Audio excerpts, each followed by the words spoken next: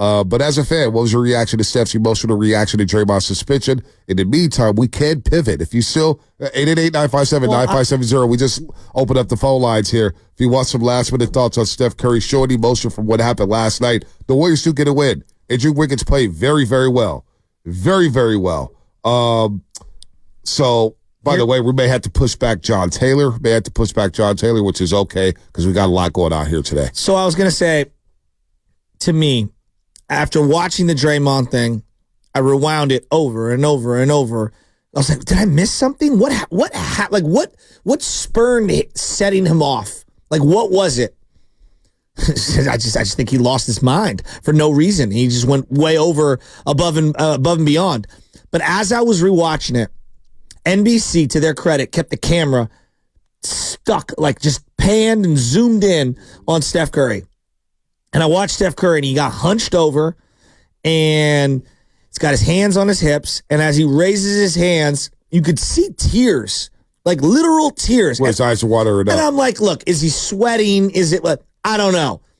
So I don't know if those were legit tears, but that's what it looked like to me. And you'll see guys do this a lot. They'll hunch over, and they're dripping sweat or whatever, and they're out of breath, and they'll wipe themselves with their jersey as they lift their shirt up to do it.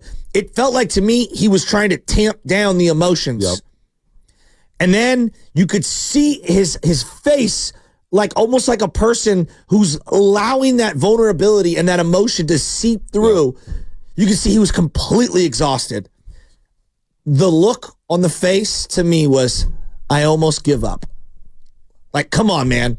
And I'm totally obviously paraphrasing and putting my own 2 cents on this, but it felt like to me, a lot of times, again, my wife has done that view to me, or I've done that to others where I either they've let me down or I've let them down, and it's like, I can't do this anymore.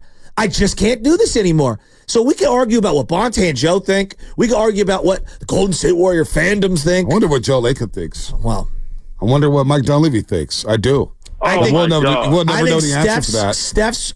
The image of Steph Curry that immediately was after it, to me, was a not only that image right there, but what about the image after the game? The way he walked up to Andrew Wiggins and was very demonstrative in saying, Wiggs, that's what you do. Mm-hmm. And he said it after the game. You thought that was powerful? Wiggs carried us in the fourth quarter. He empowered Andrew Wiggins. Klay Thompson the night before empowered Andrew Wiggins, saying, we need you. We need you. That may not mean much to anybody, but I'm watching the way Steve Kerr hugged Andrew Wiggins from the back, and then Steve Kerr hugging Steph Curry.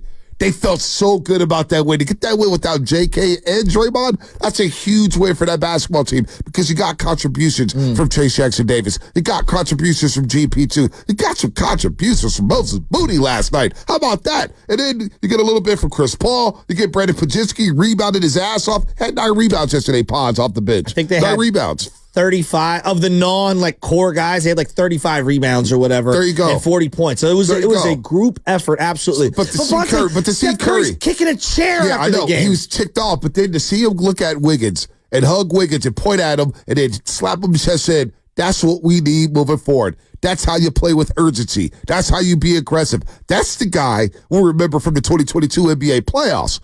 That, to me, was powerful. And empowering Wiggins and getting him smiling and saying, we need you no matter what. If we can do this on a night where we lose Draymond Green early in the game, we're going to be okay. We're going to be okay. Because I was thinking, how the hell are you going to make up 20 points from Kuminga?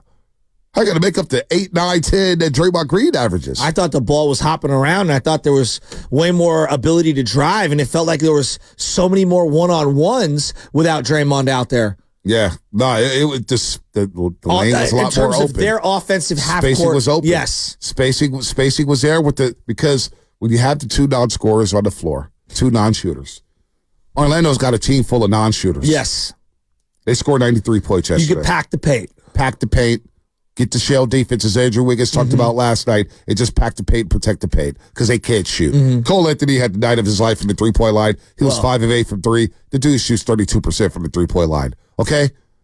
This team does not shoot threes well. So you pack the paint. But that's what teams do to the Warriors when you have 2 non-shooters out there, 2 non-scorers. And so the paint is packed. You don't have any space to operate. I think that's been one of the biggest issues for Andrew Wiggins on the floor. Yeah, sure, we want him to be more aggressive. We want him clapping for the ball. We want him to be more assertive on this basketball team. Chris Paul told him early in the season, when you want the ball, you tell me when you want the ball, and I will get you the ball. No problem. But sometimes when he gets the ball, you got nowhere to operate because guys are packing the paint because they're sagging off of Pods. They're sagging off of Draymond Green. So where's Andrew Wiggins supposed to operate? That was the biggest problem in the Lakers series last year in the second round, Chasky. It was the spacing in the half court. There was none. There was none for anybody. I think most people would say the Bucks win was the best win of the year or the Laker win.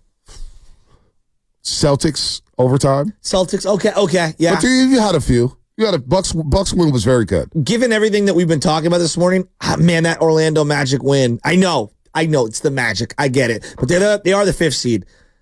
That's as good of a win as I've seen outside of a couple of the top ones that kind of stand above everything else, right? Yep. In terms of collective effort, execution, especially on a night where Steph wasn't draining, Clay wasn't draining. Yep. That felt like a we're gonna pull our pants up and we're gonna do this together type of a performance. Mm-hmm.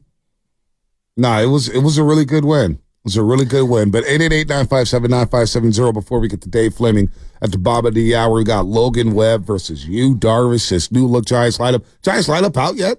They got the lineup. I can't wait to see the lineup cards. That's what Who's the I'm excited backup about. short that. If Luciano got optioned down? Is it going to be Tyler Fitzgerald? Tyler Fitzgerald. Interesting. You go Nick Ahmed. You got Matt Chapman. Got Jorge Soler. Where's he going to bat? Is he going to bat second? I don't know. Jung-Hoo Lee, his debut with the Giants at a Petco Park, and all those Giants fans. Baseball's back. I want to see them start Wilmer Flores, but I don't know. I doubt that's going to happen. Well, I look. We got two ways we could go about this, and this is why the roast is your show, folks.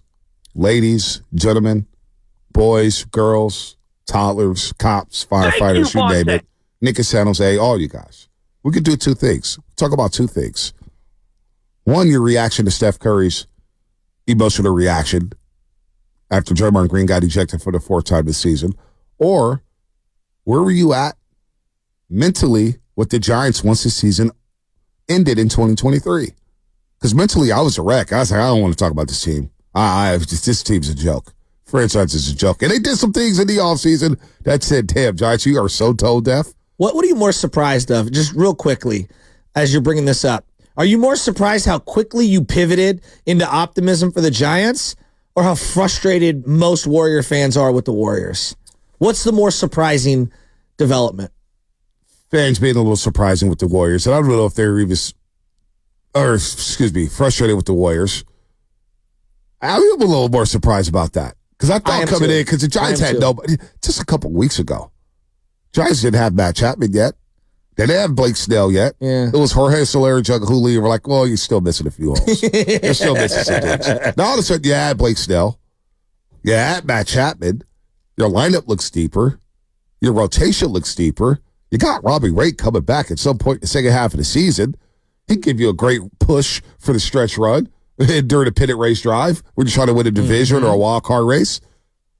I can't believe how optimistic I am about the Giants right now, but I feel really good about them. I think they're, honestly, my gut tells me they're going to finish in second in the NL West this season. Well, I personally believe, I think the majority of Warrior fans felt like, all right, I'm not saying everybody, but there was a sentiment of something along these lines. All right, we got rid of Jordan Poole. Now it's time to win again. Yeah.